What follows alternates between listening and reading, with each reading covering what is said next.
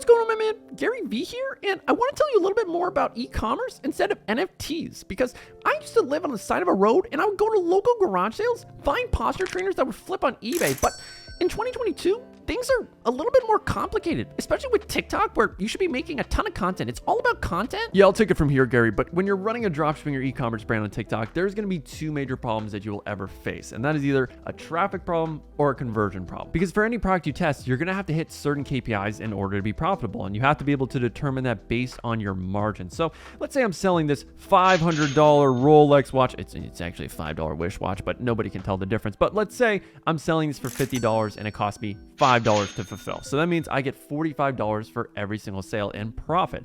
But we obviously have to spend money to acquire traffic. So let's do the math, for instance. Let's say in order to get 100 people onto my website, it costs $50. So about 50 cents a link click. So if we look at the math right here, that would be $50 in ad spend, 100 link clicks at 50 cents a link click. And if we get 2 conversions, which is the typical KPI you want to hit on your store, 2%, then we're making $100 in sales because $50 times 2, and we make $50 in profit. But here's the thing. If you don't have any KPIs, it's hard to know where in your funnel that you need to improve. But if you spend $50 in ads and you can only get 50 link clicks, so about $1 actually per link click, then that means you're most likely going to get 1 conversion with a 2% conversion rate. That's 1 out of 50, and $50 in sales, but $0 in profit, which is good enough to sell your own dropshipping course, but not to make any money from it. So if you want to be escaping the matrix with Andrew Tate and driving Bugattis, then you got to understand the KPIs. This is the basics. So in that instance, you're spending too much to get your traffic, but let's say you're still getting 50 cents a link click and your store is converting at 1%, it's the same fate. You're not going to make any money whatsoever. So you got to first understand what KPIs you need to evaluate. So for me, these are what I typically like to aim for, but it's different per product and for your margins. So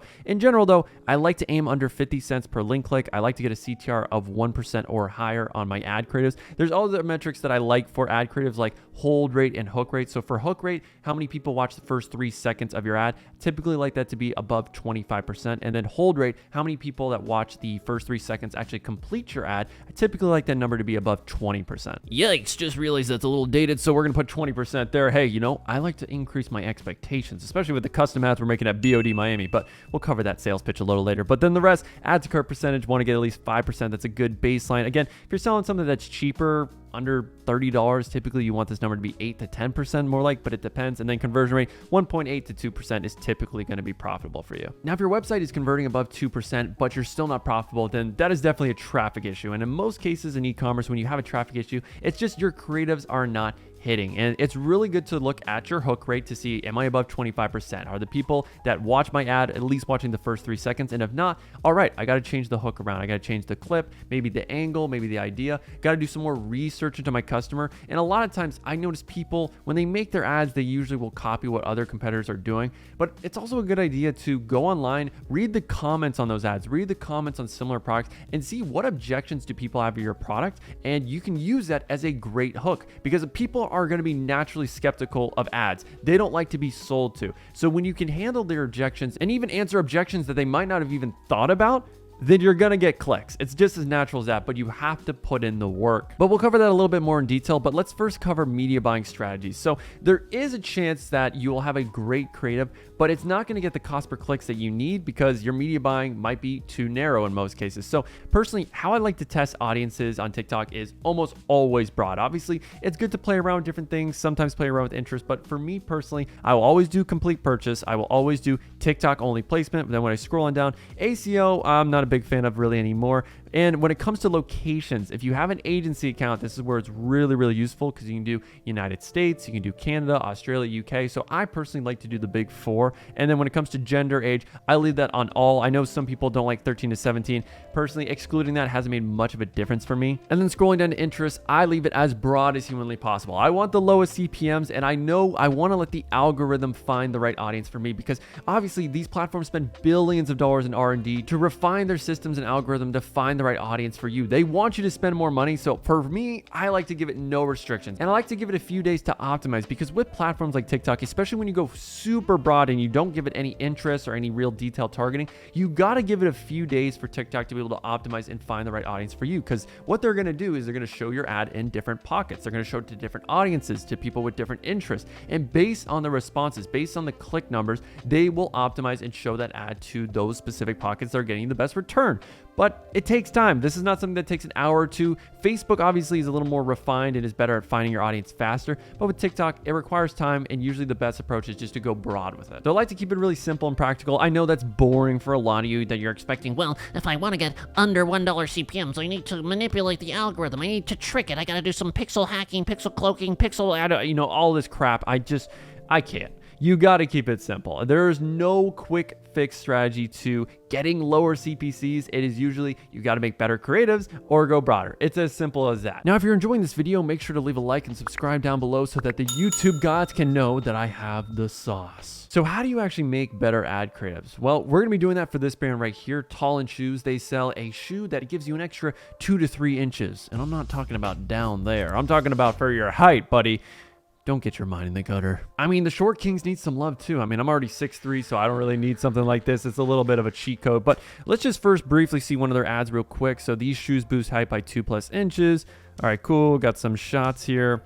Now, my one issue here, I would say you don't really show the before and after. This isn't really a good way of visualizing it just by having it from that angle of looking down.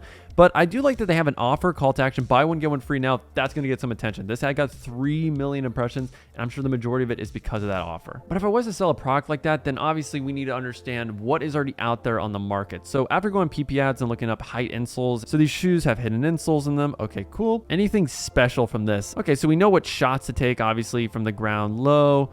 Make sure that the product looks cool. Nothing crazy in that ad. This next one, this height hack may break the internet. That's a good hook. I will admit that gets people's attention for sure. And then it's the same benefits. Nothing too crazy again. So when I look at this actually gives me a lot of hope because I know people that have marketed this have made sales, but their ads aren't really that good. But that still leaves me with the question of why are people buying this product? Is it for confidence? Is it to attract the ladies? I really don't know what it is, and you want to approach it with a blank mind and just see what are people saying. So when I go into Amazon, we got these height increase shoes right here, and let's go down to the reviews. Personally, have not seen any of these. So we say worth the price, just excellent quality. They make me 6'1". Maybe that's the big difference. Guys, if you're 5'11" and looking to break through 6 feet, these shoes are for you because everyone knows that meme of the difference between 5'11" people and 6 foot. And then we'll look at other similar products. So this one right here is basically the same effect. They're insoles. They're not necessarily shoes, but they do the same thing. So if we go to the description here, adjustable height up to 3-inch increase. So this seems to be a major thing. People are really interested. How much does this actually increase my height? So a few inches, which is nice to know. I'll give you that. I mean, personally for me, I think 2 inches is fine, but you know, if that's how you roll. So let's get into some of these reviews. What kind of shoe would these fit in without it being uncomfortable? I bought these for my girlfriend who's slightly shorter than me. Cute idea for her. It's a nice idea, but it doesn't quite work. So that's a really interesting point. When I read something like this is an objection. So this might be something we want to handle in one of our ads, or it might be a TikTok comment that we're replying to in the hook, at least, that says, these are really uncomfortable, or I heard these are super uncomfortable to wear. And then you prove in the ad that it is not uncomfortable. So I believe the best way of executing that would be getting a UGC creator. They put on the thing and they say, wow, this is incredibly comfortable. I can walk around. I don't even feel them on when I wear these, and I still get the benefits of having increased height. So again, that might be something we want to handle. And let's go down here. So I was size 13 wide, recommend this.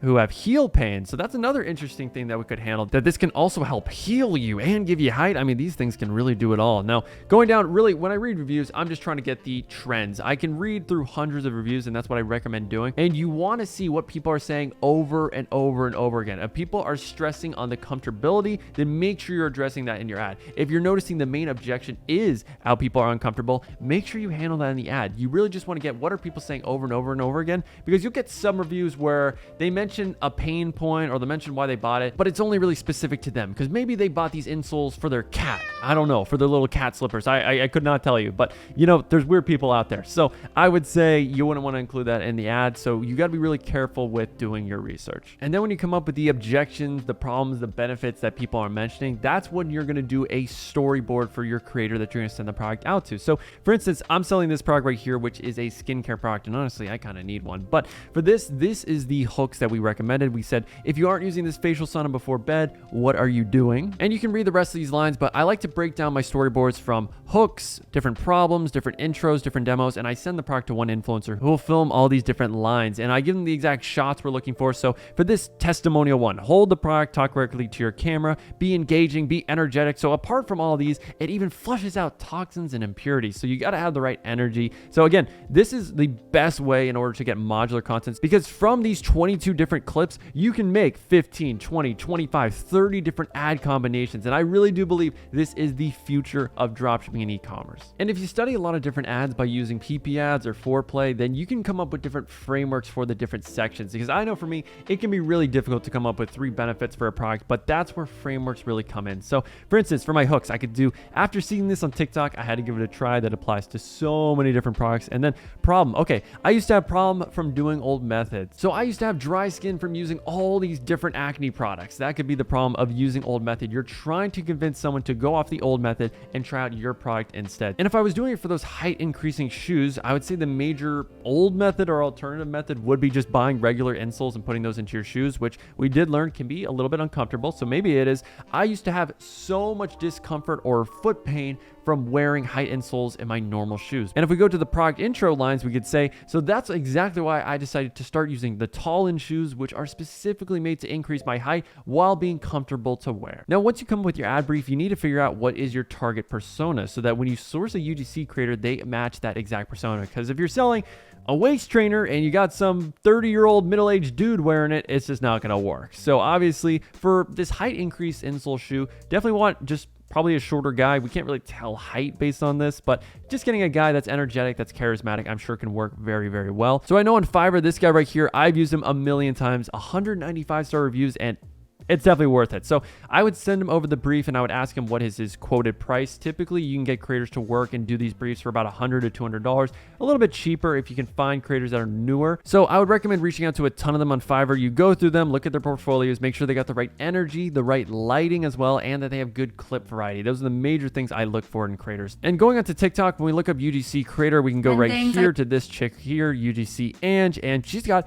a ton of followers. So I would go through these followers and I would see which one of them has the UGC in their bio again, and you'll see a lot of dudes there. And then when we go into Twitter right here, I see this UGC creator. I would go through the followers again, and we can see this guy right here, Zabo, go through his portfolio. And yeah, real quick, let's see if this guy is a fit. So personally, like I said, when I go through portfolios, I want to see good lighting, good energy. I need to be able to hear the voice, and I don't really like to have thick accents. I noticed that just doesn't convert super well. So let's go with this first video here in the top right corner. I'm not going to play it, but let's just look at the clips. So lighting wise, pretty bad. I will admit there's shadows everywhere. I can barely read. I can't even read honestly the words here because it's totally just blaring out. Now this shot, a little bit better. He's by the window. Okay, so this shot, I don't get why he's starting it from his penis level here with the camera. Very, very odd shot. Okay, this shot's better. Good lighting on his face. That's nice.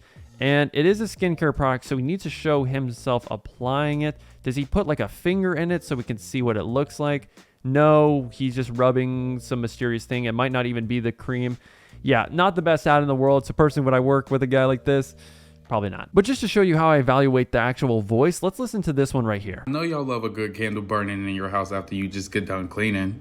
This is called Champagne Toast, and y'all, this is the best smelling candle I've had in a long time, and Bath & Body Works will be seeing me again. Not bad. I think it might be a little bit too much, which is something I very rarely say. But again, more energy is never a bad thing. And once you find the right creator and you give them the right storyboard, this is what it should look like. So when we have creators submit content, we do it inside of a platform called frame.io. That way we can look at each individual clip and we can see if it actually matches our criteria, and we can ask for revisions. So let's see right here, this clip, it might be B-roll because sometimes clips will be B-roll and sometimes clips will be them talking directly to the camera. So this one is just her demonstrating the product in use, which is good to see.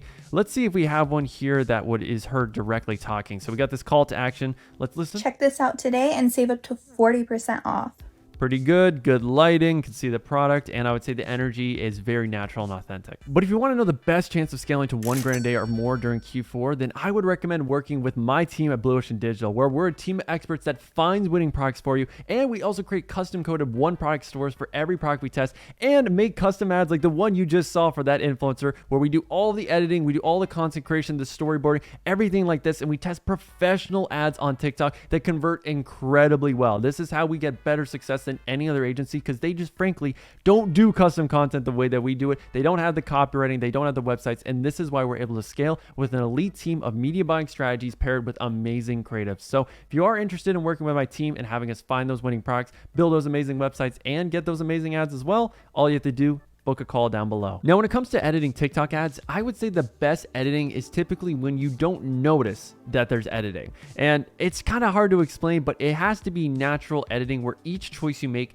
makes sense. So when we go to Savannah Sanchez, I think she's absolutely mastered it where she doesn't over edit her videos, but she does do specific things like zoom ins and transitions, which normal TikTok videos don't have, but it still works. So when we look at this ad right here, we got a zoom out, we got the text that's native to TikTok. It looks very nice. She's smiling, very good. And the way that text appears, just appearing on screen in a list format, is very nice. The size is native to TikTok. Let's see how the transitions are. Okay, she does a J cut, keeps people's attention. More lists, looks nice, and a zoom in on the Salt Bay, not too shabby. And then when we go to the rest of this, it's very natural. It's not over edited, but again, there are certain nuances like those zoom ins and the J cuts where it's a little bit more edited than a normal TikTok, but it feels very natural. And then the final thing is really just the pacing. Each clip is about 3 to 4 seconds max. So she understands that you've got to be quick. You got to get through each point. And she mentions all of the great benefits. She shows the product in use, how it looks when you get it. It's a perfect ad. And the final mistake I see people make when they have a traffic problem on TikTok is they make all of their ads exactly the same way. They'll have the same format, a hook, problem, then a product intro, solution, blah, blah, blah, blah, blah. And it's just super boring, but you have to mix in different styles where you have some ads that are shorter and some ads that are longer, some with more explanation, some that only tackle a specific objection. So maybe one of my ads with this specific product, the Tall and Shoes, mentions the whole problem about it being a little uncomfortable. Then I might have an ad that is just focused on solely benefits or testimonials. And then I might have an ad that says, hey, my crush likes tall guys, so I bought these shoes and added an extra 3 inches. And hey, now she loves seeing this tall boy. And you should also try different things with the editing style. So some ads you might use the text-to-speech narrator and some you might use the actual voiceover from a person. So you got to be trying out different clips, different editing styles, different angles. There's a lot you can try out. But with TikTok, which is a platform that absolutely eats creatives for breakfast, you got to try out a lot of new things. Now, if you're able to acquire traffic under 50 cents a link click, but your website's not converting, which is leading you to be unprofitable,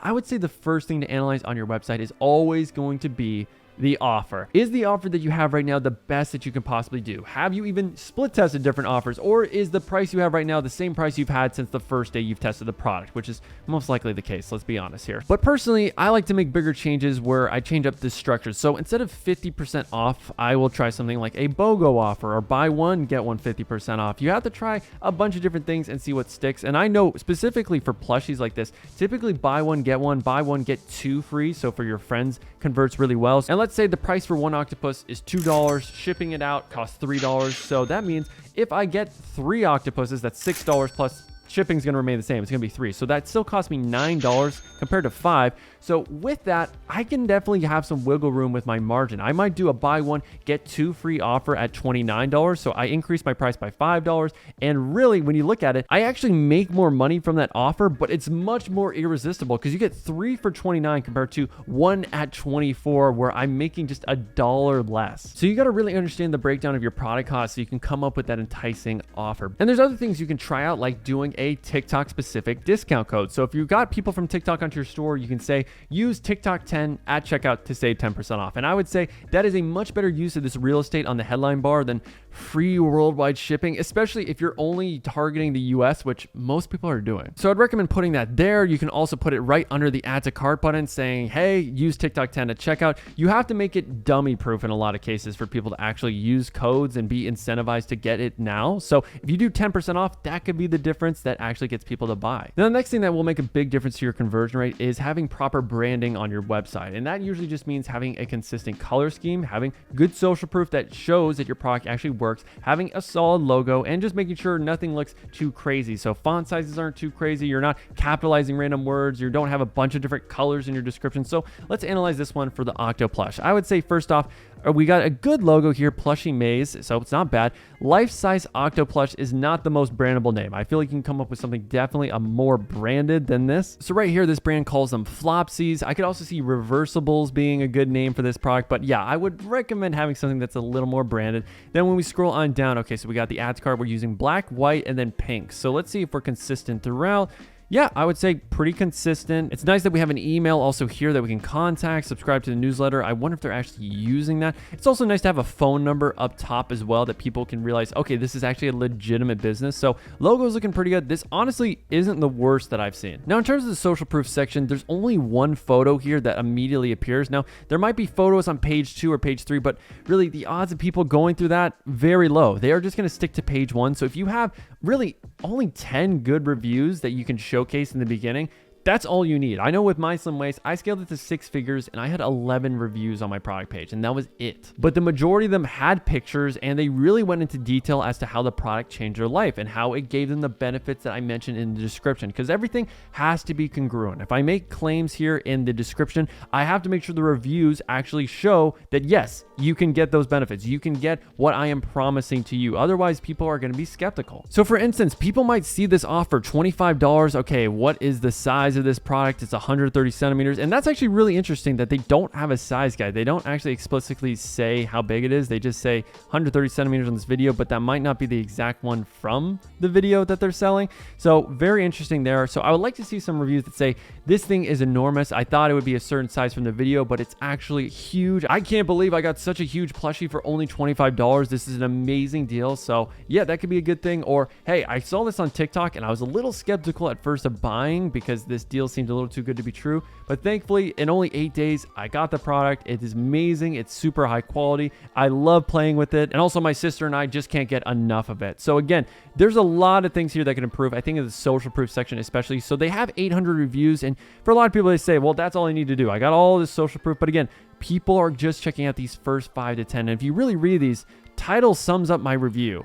Like that's not a real review. That makes me think it's a little bit fake. So again, you definitely want to clean up those. And when we look at the actual description itself, the bigger the better as far as we're concerned. Okay, that's not the worst opening line. Expand your family, blah, blah, blah, blah, blah. Who cares? Then they kind of say the exact same thing here. So honestly, the majority of the description is pretty weak. It's just a lot of vanilla statements. There's not a lot of benefits about, hey, this is a conversation starter, or this is just a great plushie to have in your room. It's great for relaxing after a long day. It's super squishy. It's basically like a beanbag for only $25. Your friends are going to love it. There's so many different things. Obviously, if you do the research, you can see why people will buy this. And the fact they don't have a section on the size chart or anything like that, I mean, they're definitely losing out on money because of that. Now, when they go to our guarantee, money back guarantee, this just looks unprofessional because you're not getting into the specifics as to what is the money back guarantee. Is it after 30 days? Is it a full refund? What even is this? Tracking number for every order. I'm sorry, but that's pretty normal. I don't see the reason to have that. Safe payments. Again, whenever I see safe payments or whenever someone says like, hey,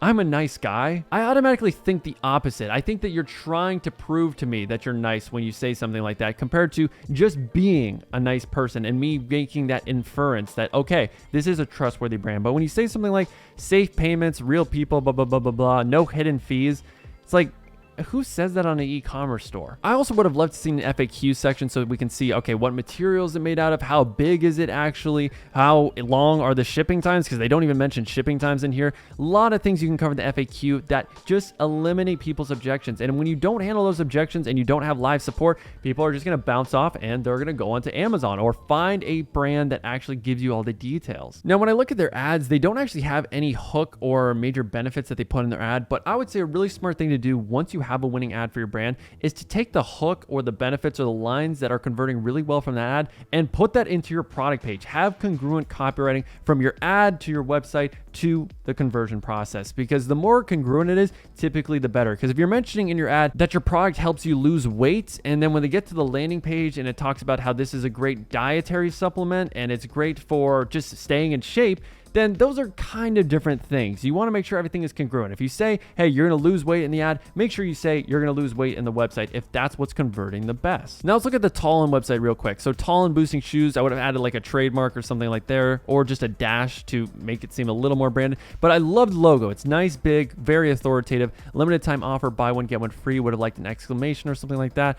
Now for shoes, need to have great images. There's a lot of great product images here, so I got to give my hats off to them. Scrolling on down here, I would say price looks a little small, would increase it, and would also show how much % off this is, because you don't really know based on it. It might be 40% off. And in terms of color scheme, they're going with white, black, and this gold. But then we have this red, which I feel like is a little bit in your face. I mean, it is nice because you really want to make it a no-brainer for people about, hey, here's the offer that we have going on.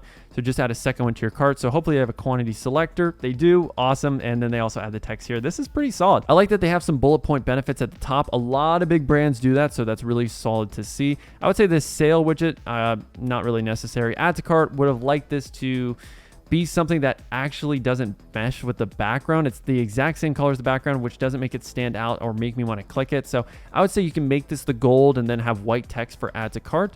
Now scrolling down, what is it made out of? Okay, so we got different accordion sections. This is pretty good. And we start the description with a review, social proof. You want to have social proof everywhere at the top of your product page, in the middle of your product page, in the review section as well, because a lot of people are not going to scroll all the way down to reviews. That just isn't the case in a lot of instances. In fact, I would say 80% of your traffic is not going to read the reviews. But if you have a review at the top, it is much more likely to be seen. So looking at the headline, boosting height has never been easier. So again, if that is the line that's converting very well in your ads, then I would say yes, put this as your headline. I like the format, headline, few sentences, keep it short, good product image. Would have liked to have a GIF here. I usually like to start with GIFs at the beginning of my descriptions.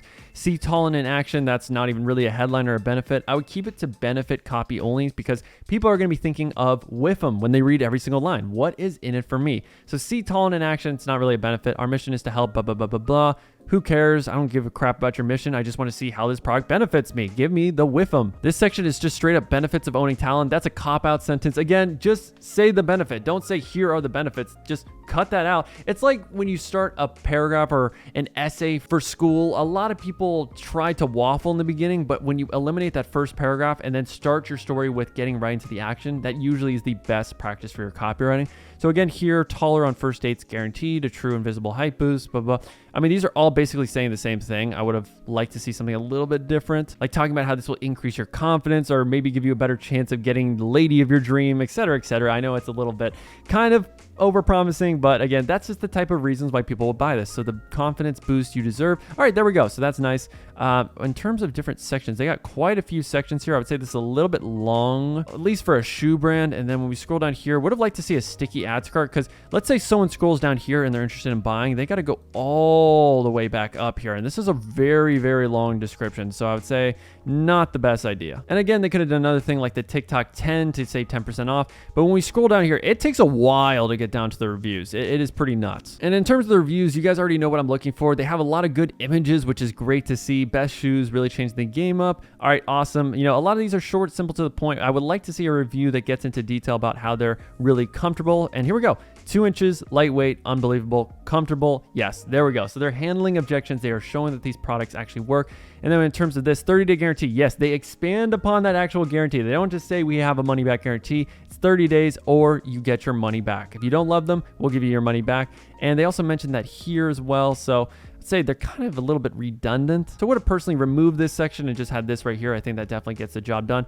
In terms of actual looks, yeah, we could definitely make things look better, but I would say in a lot of cases, as marketers and e-commerce brand owners, you shouldn't be really focused on the looks too much. You should be focusing on just split testing different things and seeing what converts the best. Because a lot of times, ugly websites do convert the best. Now, if I did apply all those changes to Tallinn and it wasn't converting very well, then that would be an instance where I would consider changing up the theme or the landing page style to something else. So for instance, if I was really trying to cut things down a bit, I would say this empty space right here is something we can eliminate. Maybe we try, instead of limited time offer, we do that discount code section, or we might say something that has some urgency like, hey, buy one, get one free sale, ends tonight, ends at midnight. To again, have that urgency. We might want to make the first image something that is UGC related. So again, that's a good thing to split test. Instead of more of this stock footy type of content, we have something that is a more natural. Then we got the space here that I would try to eliminate. Tallinn boosting shoes. Maybe we just do Tallinn shoes, something that's very simple. Increase the font on the price so that it's really hard to miss. Probably get rid of this section right here. And then we got the color size. I think all this is definitely necessary. So you keep that. Change up the add to cart button a little bit. And then in terms of this section right here, we might not even really need it. I think shipping info and returns is definitely a must, but these two, again, I feel like you can just have that in your description. Definitely would keep this review right here. And then I would also consider having a section that says like over 5,000 happy customers and that highlights a few actual reviews that you have. So there's a lot of things we can do differently here. But again, formatting is super important to split test because, again, these are all theories that I have, and you never know what's going to work until you do a proper split test of trying it out for a week or two, getting at least 1,000+ people on the website, and then evaluating, all right, based on what I did before versus what we're doing now, what is converting better and what is more profitable. But if you made it this far in the video, here's a list of other split tests you can do with your website. So you can change up the fonts, headlines, logos. Again, you can read this, take a photo. Thanks for watching the video. Make sure to leave a like and subscribe.